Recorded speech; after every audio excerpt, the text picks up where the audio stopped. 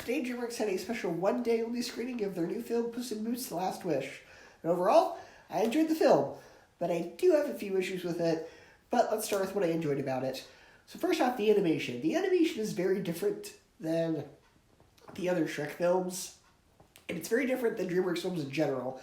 The previous film that came out a few months ago, The Bad Guys, that had a very different type of animation as well. But story-wise, I found The Bad Guys kind of weak. So the difference really between this film and that film is that this film also has a good story to go along with it. And I like that DreamWorks is experimenting with different animation styles. And the animation actually kind of reminded me of Spider-Verse at times, especially during the action scenes, where it was really fast-paced. There were even a few moments where it kind of looks like there's a few skipped frames, but that was intentional because that was sort of the style of it. And it's funny that we compared the animation to Spider-Verse because John Mulaney is also in this movie as one of the villains, and he steals the show. He's really funny. He gives the film a lot of energy, and there are some really clever ideas in this film. So the first Puss in Boots film, that played more like a Western, and this film kind of goes back to the main idea of the Shrek franchise, which is sort of poking fun at fairy tales. And there's a lot of that in this. There's little Easter egg references to other fairy tales, and those are kind of sprinkled throughout. A lot of them are really, really clever. And, this film takes Goldilocks and the Three Bears and sort of makes them these British crime lords. That was a really fun idea. But this also brings up another issue, and I know for some people it's a nitpick, but this movie really messes up the timeline of the Shrek movies. The first Puss in Boots, that's clearly a prequel.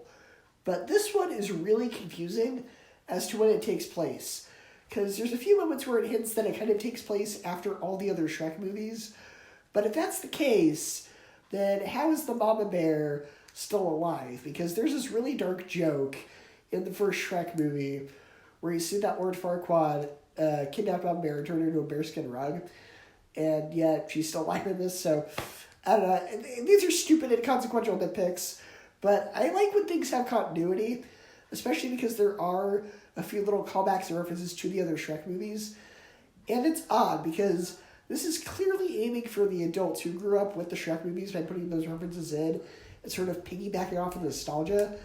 By doing so, they did it in a way that also kind of sacrifices the continuity. Again, nitpicks, not really a huge issue, but eh.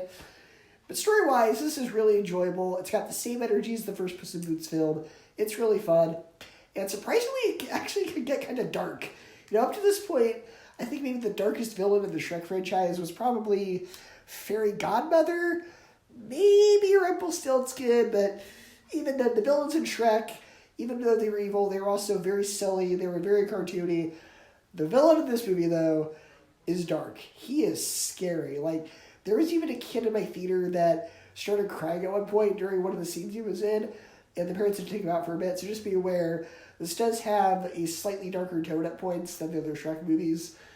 The jokes in this are also really smart, though. There weren't too many jokes that didn't land for me, and even the ones that didn't work, they don't really linger on for too long. They're not awkward or anything. For me, most of this film worked. Despite a few continuity issues, those are pretty much nitpicks. This is a great film for all ages.